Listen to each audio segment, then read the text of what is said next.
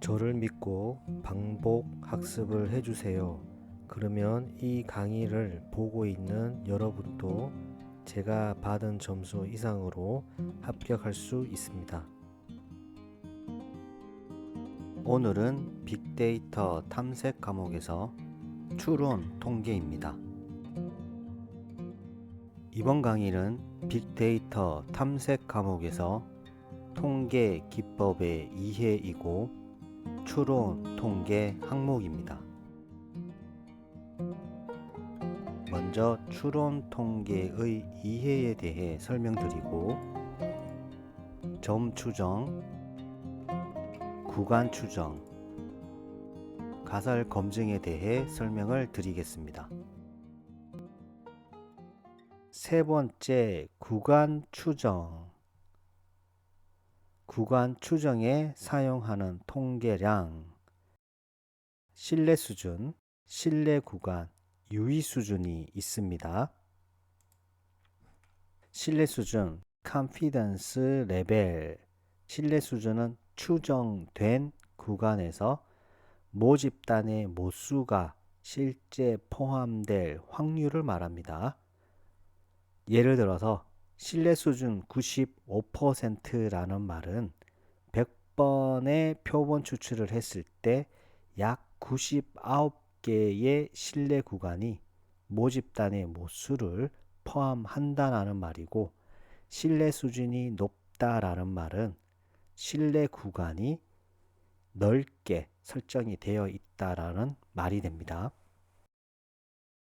그러면 신뢰 구간이 뭘까요? confidence interval이라고 하고, 신뢰 구간은 추정된 모집단의 모수가 포함될 것으로 예상되는 범위입니다. 신뢰 수준에 의해서 어떤 범위의 폭이 설정됩니다.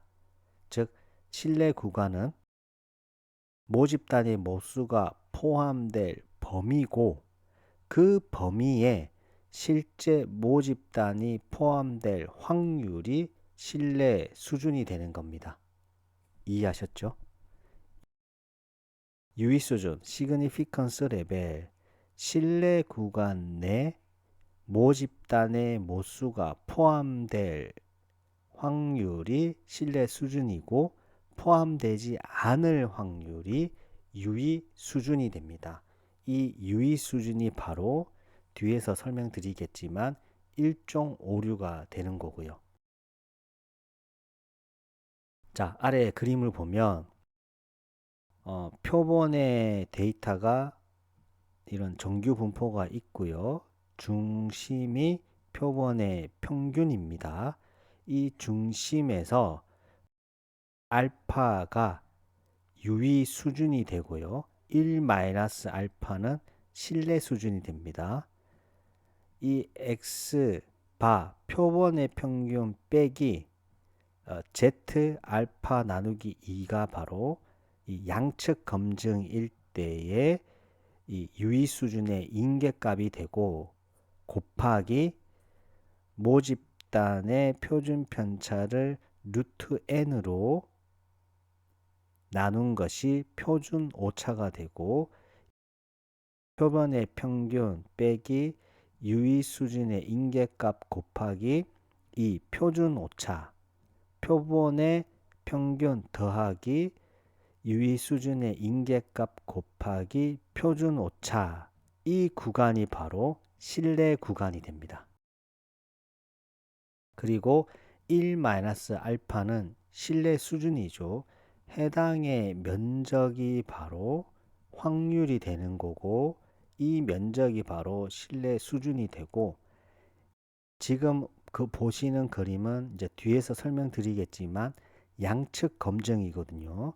해당 요 빨간색 면적이 바로 이 두 개의 합이 유의 수준이 되는 겁니다. 예를 들어서 신뢰 수준 95%이다라는 말은 반대로 유의 수준은 5%라는 말이죠. 이때 평균이 10이고 표준 편차가 1이라면 신뢰 구간은 아래의 공식에 의해서 8.04에서 11.96 이 구간이 실내 구간이 됩니다. 우리가 표본을 100개 추출을 했을 때 이 실내 구간 8.04에서 11.96 사이에 실제 모수값이 들어갈 수 있는 이 들어간다라는 확률이 95%란 말이 되는 겁니다. 자, 조금 더 예를 들어 볼게요. 우리가 대선을 앞두고 있습니다. 여론조사 기관에서 1000명을 대상으로 여론조사를 했습니다. 결과 A정당은 52%, B정당은 48% 지지한다라고 설문조사가 되었고, 이때 신뢰 수준은 95%입니다. 만약 A정당 오차 범위가 3%라고 하면 A정당의 신뢰 구간이 95에서 55%가 되는 거죠. 신뢰 수준 95%라는 말은 A정당의 실제 지지율이 이 신뢰 구간 49에서 55 사이에 이 구간 내에 있을 가능성이 95%라는 말이고, 5%는 이 구간 외에 있을 확률이 5%라는 말이 됩니다. 구간 추정의 종류입니다. 우선 그 중심 극한 정리에 의해서 표본이 30개 이상이면 모집단의 분포와 상관없이 표본 평균의 분포는 정규 분포에 근사합니다. 이 신뢰 구간 공식에는 이 Z가 있는데, 이 Z가 바로 표준 정규 분포의 기준값입니다. 따라서 중심 극한 정리가 성립하는 상황에서 사용되기에 중심 극한 정리가 필요합니다. 구간 추정의 종류는 모 평균에 대한 신뢰 구간, 모 분산에 대한 신뢰 구간, 모 비율에 대한 신뢰 구간, 이 세 가지가 있고요. 모 평균에 대한 신뢰 구간은 예를 들어서 학생들이 있는데 시험 점수의 평균을 추정을 할 때 표본의 평균을 사용하여 모집단의 평균 신뢰 구간을 계산을 할 때 사용합니다. 예를 들어서 모집단의 표준 편차를 알고 있다라고 하면 우리는 이 모 평균에 대한 신뢰 구간은 Z분포를 사용하고요. 그때의 이제 공식은 오른쪽과 같습니다. 표본의 평균 플러스 마이너스 신뢰 수준에 해당하는 임계값 곱하기 표준 오차죠. 모집단의 표준 편차를 표본의 크기 루트로 나눈 값이, 이 공식이 바로 모집단의 표준 편차를 알고 있을 때 신뢰 구간이 되고요.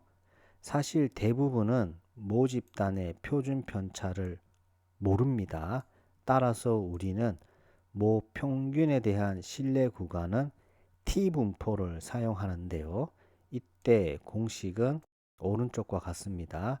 표본의 평균 플러스 마이너스 T, 즉 T는 신뢰 수준에 따른 T값 곱하기 표본의 표준 편차를 루트 표본의 크기로 나눈 값이 바로 모집단의 표준 편차를 모를 때 모평균에 대한 신뢰 구간을 구하는 공식이 됩니다.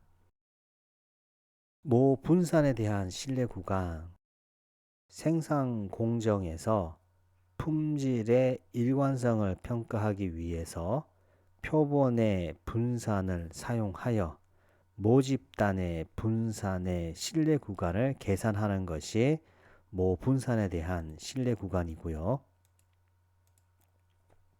공식은 오른쪽과 같습니다. 모 비율에 대한 신뢰 구간, 예를 들어서 설문조사에서 네라고 응답한 비율을 추정을 할 때 표본의 비율을 사용하여 모집단의 모 비율을 계산합니다. 이때 공식은 오른쪽과 같고요.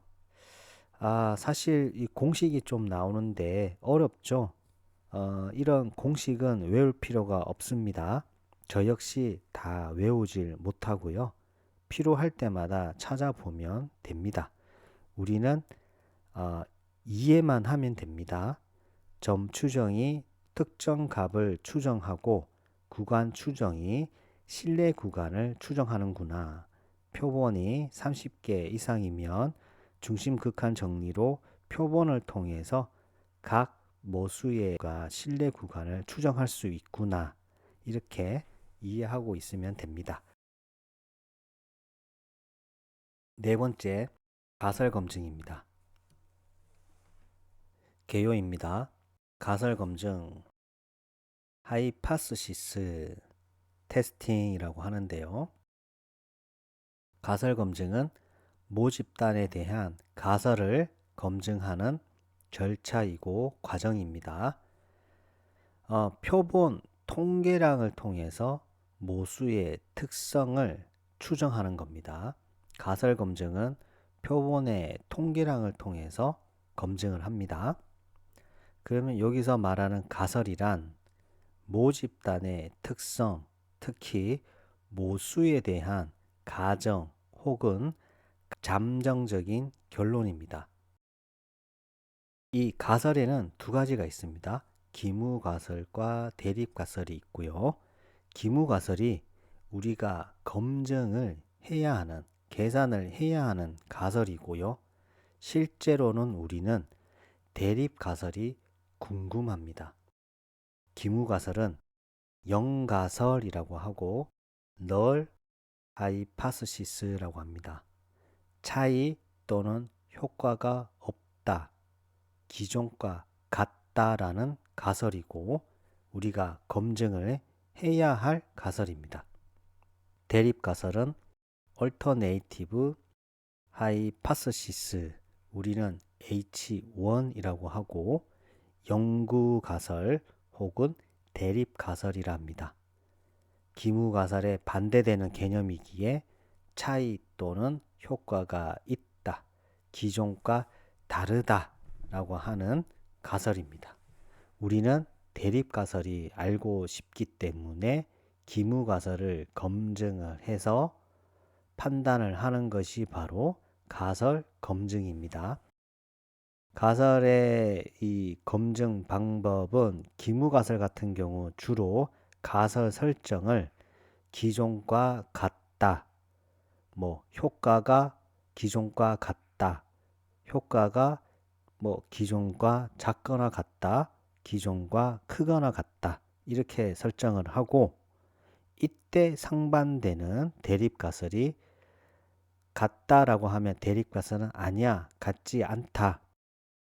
기무가설이 작거나 같다라고 하면 아니야, 대립가설은 크다.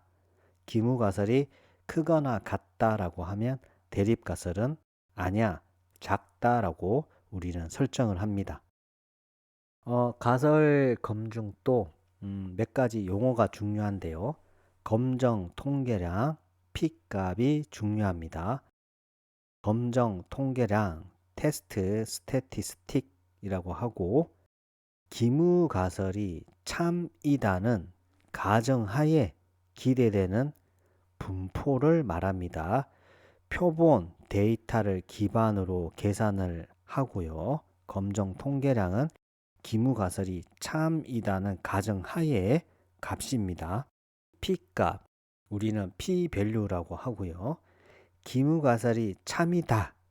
이때 관측된 데이터가 나올 확률입니다. P값은 기무가설이 참일 때 관측된 데이터가 나올 확률. 유의 수준은 기무가설이 참일 때 기각할 확률을 말하는 겁니다. 기각력, 리젝션, 리전이라고 하고요. 기무가설이 기각되는 범위입니다. 자, 기각력은 범위이기 때문에 기무가설 유의 수준에 의해 결정이 되고요. 이 기각력은 기무가설이 기각되는 범위, 즉 유의 수준에 의해 결정되는 영역이 됩니다. 1종 오류가 있고 2종 오류가 있습니다. 뒤에서 설명드리겠지만 1종 오류는 기무가설이 참인데 기무가설이 사실인데 아니야 라고 검증한 오류가 되는 거고 2종 오류는 기무가설이 거짓인데 검증에 대한 값이 아니야, 참이야 라고 하는 오류를 말합니다.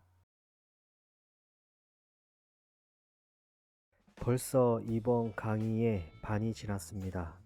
구독과 좋아요 눌러주시고 잠깐 쉬었다가 다시 이 영상을 보면 좋겠습니다.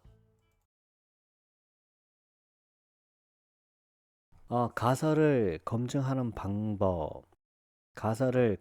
방법은 가설을 설정하고 유의 수준을 결정을 하고 적절한 검증 방법을 선택을 합니다. 그런 다음 기각력을 설정을 하고 검정 통계량을 계산해서 기무가설을 검증합니다. 자, 이 검증 방법에는 양측 검증과 단측 검증이 있습니다. 양측 검증 two-tailed 테스트라고 하고요. 양측 검증은 대립 가설이 차이가 있다 없다를 판단을 할 때 사용하고 단측 검증은 one-tailed 테스트라고 하고 대립 가설이 한 방향으로만 차이가 있다, 즉 크다 작다로 판단할 때 사용합니다. 양측 검증, 단측 검증에서 중요한 점은 많은 사람들이 좀 이렇게 실수를 하는 게 뭐냐면 이 양측 검증, 단측 검증을 설정하는 기준은 바로 대립 가설입니다. 자, 양측 검증의 예를 한번 볼게요. 기무가설, 즉 우리가 알고 싶어 하는 가설은 사실 대립 가설입니다. 신약의 평균 효과는 기존 약물의 평균 효과와 다르다라고 했죠. 그러면 기무가설, 우리가 검증을 해야 되는 가설은 신약의 평균 효과는 기존 약물의 평균 효과와 같다가 되는 겁니다. 기무가설은 같다, 대립가설은 다르다. 이런 경우 대립가설 기준으로 기존 약물의 평균 효과와 다르다라고 했죠. 다르다는 것은 어떤 기준값을 중심으로 커서 다를 수도 있고 작아서 다를 수도 있죠. 그래서 양측 검증이 되는 겁니다.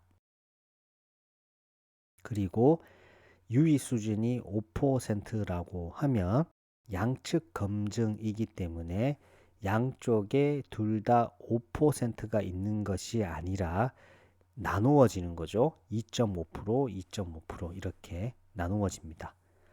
단측 검증, one-tailed 테스트죠.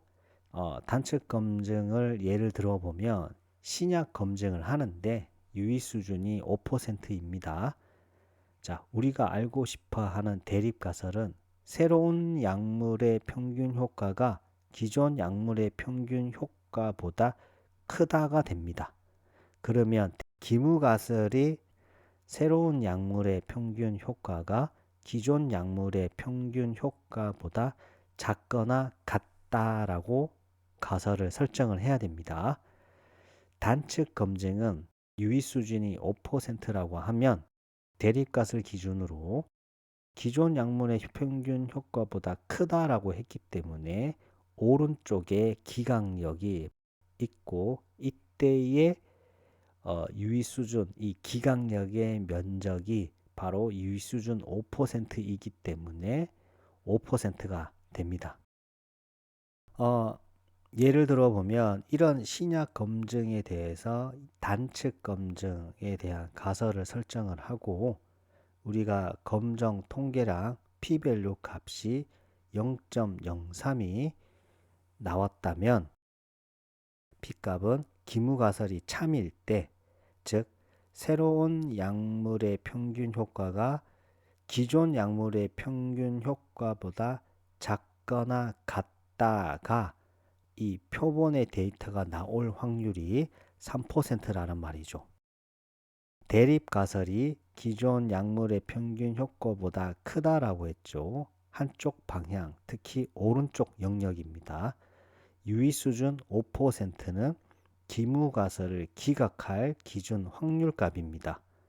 기각력이 오른쪽에 존재합니다. 해당 기각력의 면적이 바로 확률이고 5%입니다. 채택력이 바로 기각력의 나머지 영역이고 이 면적이며 해당 면적의 확률이 바로 95%가 됩니다. P밸류가 3%이기에 기무가설이 참일 때 이 표본의 데이터 값이 나올 확률이 3%이죠. 바로 유의 수준 5%보다 작기에 우리는 유의 수준이 바로 기무가설을 기각할 기준 확률값이죠. 그렇기에 기무가설을 기각을 하고 우리는 대립가설을 채택을 하는 겁니다. 그래서 해당 이제 가설 검증을 해보면 사실은 새로운 약물의 평균 효과가 기존 약물의 평균 효과보다 크다라고 하는 대립가설을 채택을 하는 거고 이 대립가설을 채택을 했던 방법이 바로 기무가설을 검증을 했고 이 기무가설을 받아들이지 않는 이 유의 수준 5%보다 작기에 우리가 기무가설을 기각을 하고 대립가설을 채택을 하게 되었습니다. 자, 가설 검증의 오류에는 아래 표의 이해가 중요한데요. 1종 오류와 2종 오류가 있습니다. 자, 실제 기무가설이 참인데 우리가 기무가설을 기각하게 되는 경우가 바로 오류죠. 우리는 이 오류를 1종 오류라고 하고 알파라고 표기를 합니다. 이 알파가 바로 유의 수준이 됩니다. 기무가설이 실제로는 참인데 기무가설 검증을 했을 때 기무가설을 채택을 한다라고 하면 옳은 결정이죠. 기무가설이 실제로는 거짓인데 검증을 했더니 기무가설을 기각하게 되면 옳은 결정입니다. 기무가설이 실제로는 거짓인데 검증을 했더니 기무가설을 채택을 하게 되면 이거는 오류가 되고 우리는 이 오류를 2종 오류라고 하고 베타라고 합니다. 자, 1종 오류의 예를 한번 들어볼게요. 1종 오류, 실제 기무가설이 맞는데 우리가 가설 어떤 검증에서 이 기무가설을 기각하는 오류죠. 잘못된 결정을 내린 경우입니다. 자, 기무가설은 신약의 효과가 없다라는 가설이죠.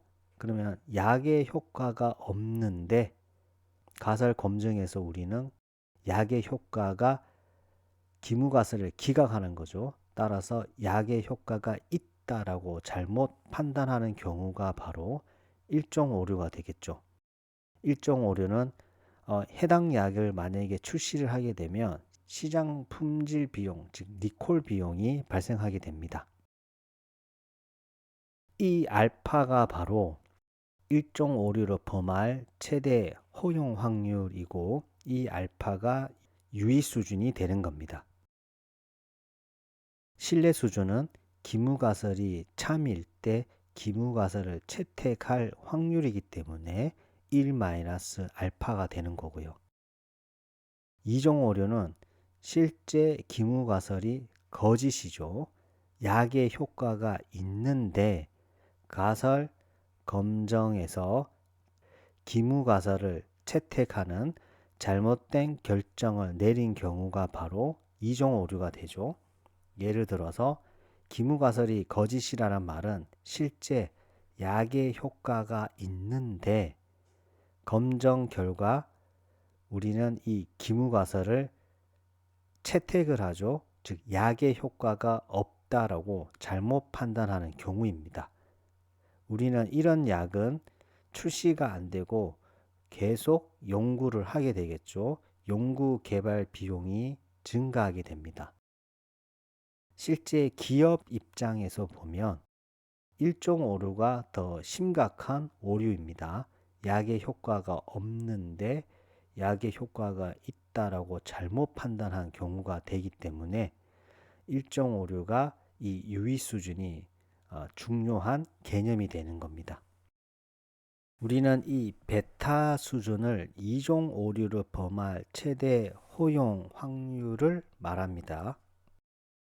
이 베타 수준에 반대되는 개념이 바로 검정역이 되는 거고, 기무가설이 거짓인데 기무가설을 채택할 확률이 되는 거죠.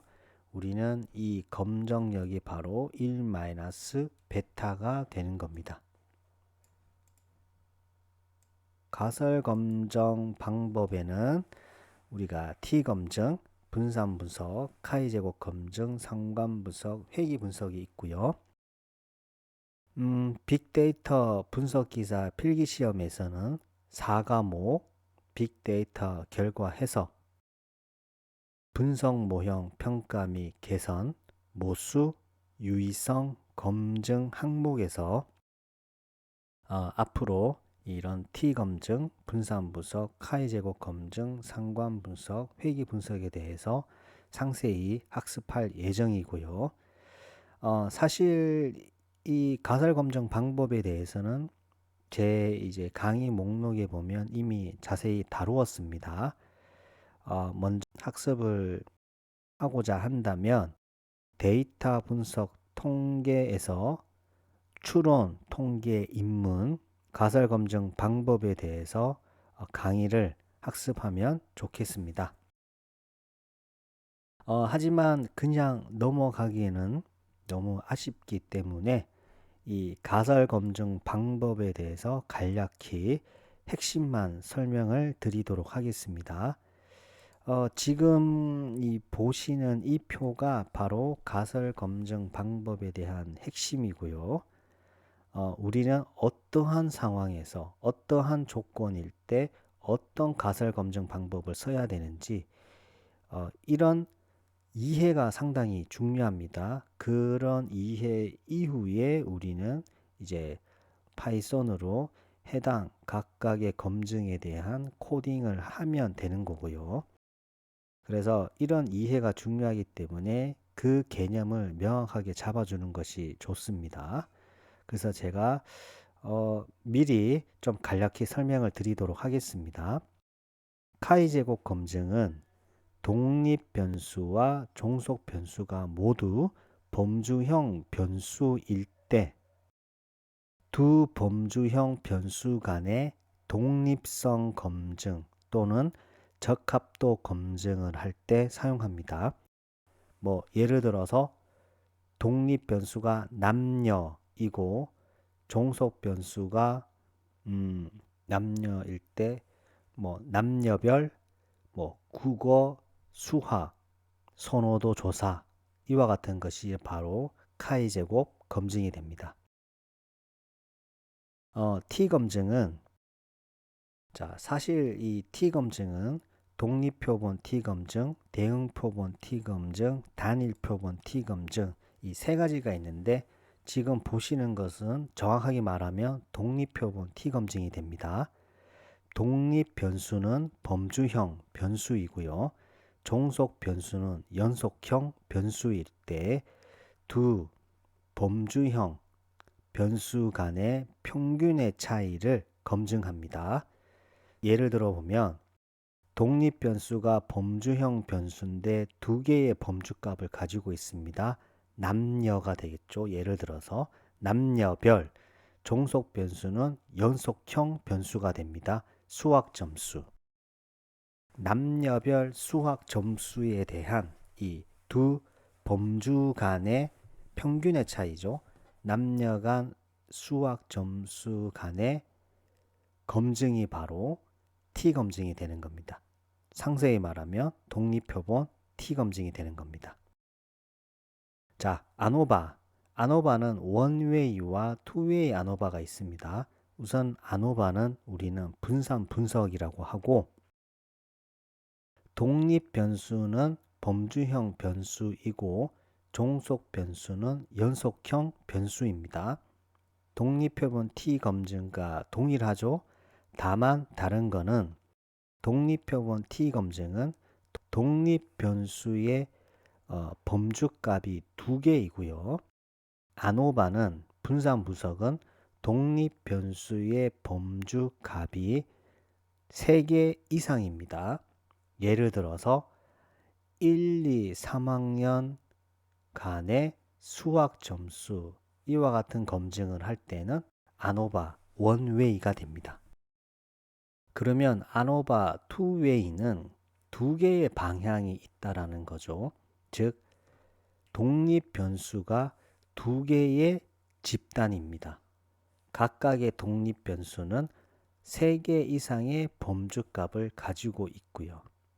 예를 들어서 1학년, 2학년, 3학년 별 또 다른 독립 변수는 가계소득이 상중하일 때의 종속 변수, 수학 점수가 되는 겁니다.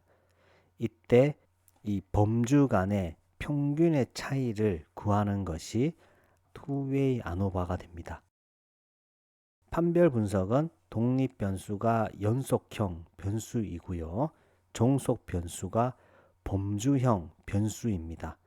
관측된 데이터를 미리 정의된 범주로 분류하는 데 사용합니다.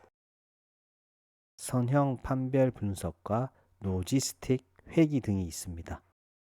주로 합격, 불합격 혹은 A, B, C와 같이 분류하는 데 사용합니다. 예를 들어 보면